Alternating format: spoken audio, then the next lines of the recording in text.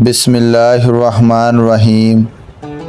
السلام علیکم حضرت موسیٰ کے وصال کے بعد بنی اسرائیل نے کچھ عرصہ تو رائے ہدایت پر گزارا، لیکن بعد میں وہ بدعت اور گمراہی کے راستے پر چل پڑے۔ ان میں معمولی باتوں پر لڑائی جھگڑے شروع ہو گئے۔ جب ان کی بے پاکیاں حد سے بڑھ گئیں تو حملہ آوروں نے ان کو پریشان کرنا شروع کر دیا۔ ہمسایہ قوموں کی لوٹ مار نے بنی اسرائیل کی زندگیوں میں تلخی بڑھا دی۔ رب کریم نے ان پر ان کی کوتاہیوں کے سبب اس طرح سختی فرمائی کہ قوم عمالقہ جو فلسطین اور مصر کے ساحلی علاقوں پر آباد تھی، بنی اسرائیل پر حملہ آور ہو گئی اور ان کو گروہ در گروہ قتل کر دیا۔ بنی اسرائیل کے بہت سے علاقے ان کے ہاتھ سے نکل گئے اور یہ غالب سے مطلوب ہوئے۔ بے شک اللہ کا راستہ چھوڑنے والوں کے لیے ایسی ہی تباہی و بربادی ہے۔ قوم عمالقہ کے جنگجوؤں نے تابوت سکینہ بھی بنی اسرائیل سے چھین لیا۔ بنی اسرائیل کا یہ دور بہت نازک تھا۔ تابوت سکینہ کے اس طرح ہاتھ سے چلے جاتے ہی ان کی کمر ٹوٹ گئی۔ تورات کی برکات اور تابوت سکینہ کی موجودگی بنی اسرائیل کے باعث غلبہ تھی، لیکن ان کی سرکشیوں کی انتہا نے دشمنوں کو ان پر حاوی کر دیا اور یہ پستی کا شکار ہوئے۔ بنی اسرائیل تابوت سکینہ کو عہد کا صندوق کہتے تھے۔ اللہ تعالیٰ قرآن مجید میں تابوت سکینہ کا تذکرہ کرتے ہوئے فرماتے ہیں کہ آل موسیٰ اور آل ہارون کے چھوڑے ہوئے تبرکات اس صندوق میں رکھے گئے تھے۔ اس کا مطلب ہے کہ اس میں وہ تختیاں تھیں جو طور سینا پر اللہ تعالیٰ نے حضرت موسیٰ کے حوالے کی تھی۔ اس کے علاوہ اس میں تورات کا اصل نسخہ بھی موجود تھا، جس کو حضرت موسیٰ نے خود لکھوا کر بنی لاوی کے سپرد کیا تھا۔ اس میں من و سلوہ بھی ایک بوتل میں بند کر کے رکھا گیا تھا تاکہ آنے والی نسلیں رب کریم کے اس احسان کو یاد کریں اور شکر گزاری کریں۔ رب کریم کے اس احسان کی جو ان کے آباء و اجداد پر صحرا میں کیا گیا تھا۔ خیال کیا جاتا ہے کہ اس میں حضرت موسیٰ کا وہ عصا بھی شامل تھا جو بہت سے معجزات کا سبب بنا تھا۔ کچھ لوگ خیال کرتے ہیں کہ اس تابوت کا منہ تھا جیسے انسان کا منہ ہوتا ہے، اور اس میں روح بھی تھی، ہوا بھی تھی، 2 سر بھی تھے، 2 پر بھی تھے اور دم بھی تھی۔ وہب بن منبع کے مطابق اس تابوت میں مردہ بلی کا سر تھا۔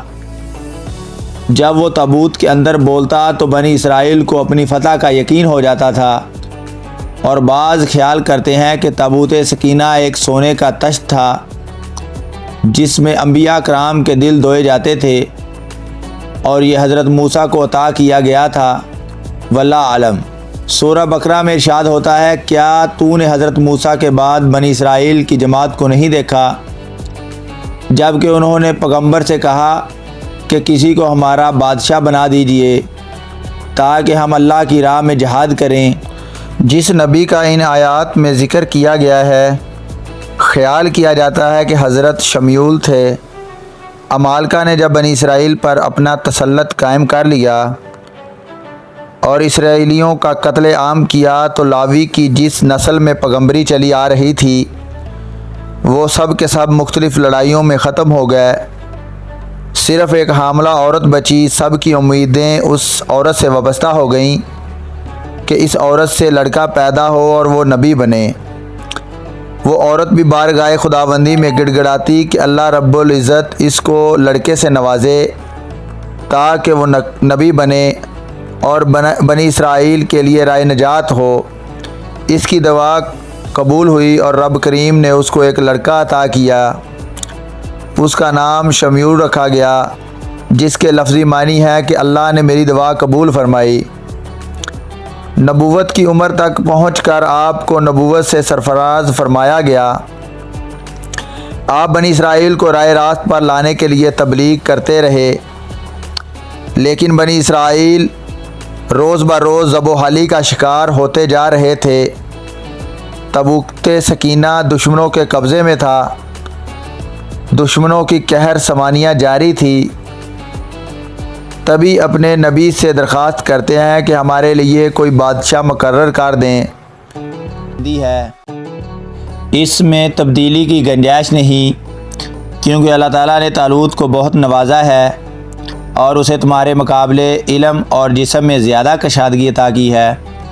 حضرت طالوت کی بادشاہت کی پہلی حکمت یہ تھی کہ کھویا ہوا تابوت سکینہ دوبارہ حاصل ہونے کی خوشخبری دی گئی، جس میں بنی اسرائیل کا وقار و عزت جلالت تھی، کیونکہ بنی اسرائیل نے اپنے پیغمبر سے بادشاہ کی نشانی مانگی تھی۔ تو اللہ تعالیٰ نے ارشاد فرمایا، اس بادشاہ کی نشانی یہ ہے کہ آئے گا تمہارے پاس ایک صندوق، اس میں تسلی کا سامان ہوگا تمہارے رب کی طرف سے، اور اس میں بچی ہوئی چیزیں ہوں گی جنہیں چھوڑ کر گئے ہیں اولاد موسیٰ اور اولاد ہارون۔ اٹھا لائیں گے اس تابوت کو فرشتے، بے شک اس میں بڑی نشانی ہے تمہارے لیے اگر تم ایماندار ہو۔ حضرت عباس فرماتے ہیں کہ فرشتے اللہ کے آسمان سے وہ تابوت لائے اور انہوں نے حضرت طالوت کے سامنے لا رکھا، جس سے لوگوں کو ان کی بادشاہت اور نبی کی سچائی کا یقین ہو گیا۔ کچھ کے خیال میں وہ تابوت گائے پر لایا گیا۔ کہا جاتا ہے کہ جب کفار نے بنی اسرائیل پر غلبہ حاصل کیا تو وہ تابوت اپنے ساتھ لے گئے اور اس کو بت کے نیچے رکھ دیا۔ اگلے دن وہ صبح گئے تو کیا دیکھتے ہیں کہ بت نیچے پڑا ہے۔ انہوں نے پھر بت کو اس تابوت کے اوپر رکھ دیا۔ اس سے اگلے دن جب کفار اپنے بت خانے میں آئے تو کیا دیکھتے ہیں کہ وہ بت نیچے چکنا چور پڑا ہے، اور وہ سمجھ گئے کہ یہ تابوت سکینہ کی کرامت ہے۔ اس دوران وہاں ایک وبا بھی پھوٹ پڑی۔ در حقیقت اللہ تعالیٰ وہ تابوت سکینہ بنی اسرائیل کو واپس پہنچانا چاہتے تھے۔ وبا پھوٹنے کی وجہ سے انہوں نے تابوت کو بیلوں پر رکھ کر ہانک دیا۔ فرشتے ان بیلوں کو ہانک کر حضرت طالوت کے پاس لائے۔ جب بنی اسرائیل نے وہ تابوت طالوت کے پاس دیکھا تو تب ان کو طالوت کی بادشاہی کا یقین آ گیا۔ حضرت طالوت بنی اسرائیل کو جمع کیا اور ان کے لشکر سازی فرمائی، پھر وہ اپنے لشکر کو لے کر نکلے۔ حضرت صدی کا قول ہے کہ لشکر طالوت کی تعداد 80,000 تھی۔ ابھی وہ منزل سے دور تھا کہ حضرت طالوت نے اپنے لشکر کو مخاطب کرتے ہوئے فرمایا، اللہ تعالیٰ تمہیں ایک نہر سے آزمائے گا، جس نے اس میں سے پانی پی لیا وہ میرا نہیں، اور جو اسے ہاتھ سے نہ چکھے وہ میرا ہے۔ ہاں یہ اور بات ہے کہ اپنے ہاتھ سے ایک چلو پی لے۔ حضرت ابن عباس فرماتے ہیں کہ یہ نہر اردن اور فلسطین کے درمیان تھی۔ اس کا نام نہر الشریعہ تھا، لیکن جب لشکر وہاں پہنچا تو پیاس کی شدت سے نہر پر جھک گئے اور خوب سیر ہو کر پانی پیا، مگر ایسے پختہ ایمان لوگ بھی تھے کہ جنہوں نے ایک چلو بھر بھی پانی نہیں پیا۔ اس طرح وہ جہاد کرنے والوں میں شامل ہوئے، لیکن پیٹ بھر کر پانی پینے والوں کی نہ تو پیاس بجھی اور نہ ہی وہ قابل جہاد ہے۔ صدی کے قول کے مطابق 76,000 نے 80,000 میں سے پانی پیا، صرف 4,000 ہی فرما بردار رہے۔ حضرت طالوت جانتے تھے کہ ان کے لشکر میں صبر و ضبط کی کمی ہے، اس لیے شاید انہوں نے لوگوں کی کانٹی چھانٹی کے لیے یہ آزمائش تجویز کی، تاکہ وہی لوگ ان کے ساتھ رہیں جو آگے چل کر ڈٹ کر جواں مردی سے دشمن کا مقابلہ کر سکیں اور ان کو شکست فاش دیں۔ اصحاب حضرت محمد فرمایا کرتے تھے کہ غزوہ بدر میں ہماری تعداد حضرت طالوت بادشاہ کے لشکر کی سی تھی، جس نے آپ کے ساتھ نہر پار کی اور جہاد کیا اور دشمن پر غلبہ پایا۔ اس میں کوئی شک نہیں کہ چھوٹی جماعتیں مدد خداوندی سے دشمن پر غلبہ حاصل کرتی ہیں، کیونکہ یقین کامل ہی اصل دولت ہے اور اللہ صبر کرنے والوں کے ساتھ ہے۔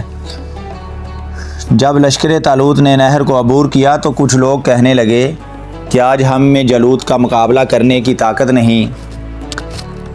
وہ جالوت کو طاقتور خیال کرتے ہیں اور اس کے لشکر کی زیادہ تعداد سے پریشان ہو جاتے ہیں۔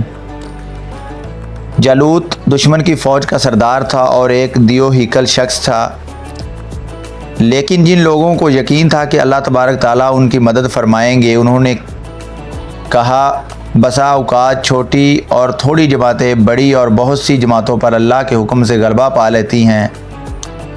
پس انہوں نے صبر کیا اور اللہ تعالیٰ کی مدد ان کے شامل حال رہی۔ پھر دونوں لشکر سامنے آ گئے۔ لشکر طالوت کا مقابلہ لشکر جالوت سے ہوا تو انہوں نے اللہ تعالیٰ کی بارگاہ میں دعا فرمائی، اے پروردگار ہمیں صبر دے، ثابت قدمی دے اور قوم کفار پر ہماری مدد فرما۔ اللہ تعالیٰ کی مدد سے مسلمانوں نے جالوتیوں کو شکست فاش دی اور حضرت داؤد نے جالوت کا سر قلم کر دیا، اور اللہ تعالیٰ نے انعام میں آپ کو مملکت، حکمت اور جتنا چاہا ان کو علم میں عطا کیا۔ اس میں بہت زیادہ مال غنیمت ہاتھ لگا۔ حضرت داؤد اپنے بھائیوں میں سب سے چھوٹے تھے۔ حضرت طالوت نے اعلان کیا کہ جو شخص جالوت کو قتل کرے گا میں اپنی بیٹی کی شادی اس سے کروں گا اور اس کو اپنی سلطنت سے بھی نوازوں گا۔ در حقیقت آپ لوگوں کو جالوت کے قتل پر ابھار رہے تھے۔ حضرت داؤد کے پاس ایک گلیل تھی۔ آپ کو گلیل کے ساتھ پتھر پھینکنے میں کافی مہارت حاصل تھی۔ جب صفیں ترتیب پا گئیں اور جالوت آگے آیا تو اس نے کہا، کون ہے جو مجھ سے لڑے گا؟ حضرت داؤد آگے بڑھے۔ جب اس نے ایک کم سن بچے کو اپنے مقابلے پر دیکھا تو بولا کہ تو چلا جا، میں تجھ سے لڑنا پسند نہیں کرتا۔ حضرت داؤد نے فرمایا، ٹھیک ہے اگر تم پسند نہیں کرتے کہ مجھے قتل کرو، لیکن میں تو پسند کرتا ہوں کہ تم میرے ہاتھوں قتل ہو۔ آپ نے پتھر کو فلاحن میں رکھ کر جالوت پر چلایا تو وہ اسی سے مارا گیا۔ آپ کی شادی حضرت طالوت کی بیٹی سے انجام پائی۔ بعد میں حضرت داؤد سلطنت کے مستقل سلطان ہوئے۔ اللہ رب العزت نے اس وقت ابھی نبوت کے مقام سے سرفراز نہیں کیا تھا، پھر آپ کو علم، حکمت اور سلطنت عطا فرمائی۔ اللہ تعالیٰ نے بہت لوگوں کی پستی کو حضرت داؤد کی نبوت اور حضرت طالوت کی بادشاہی سے ختم کیا۔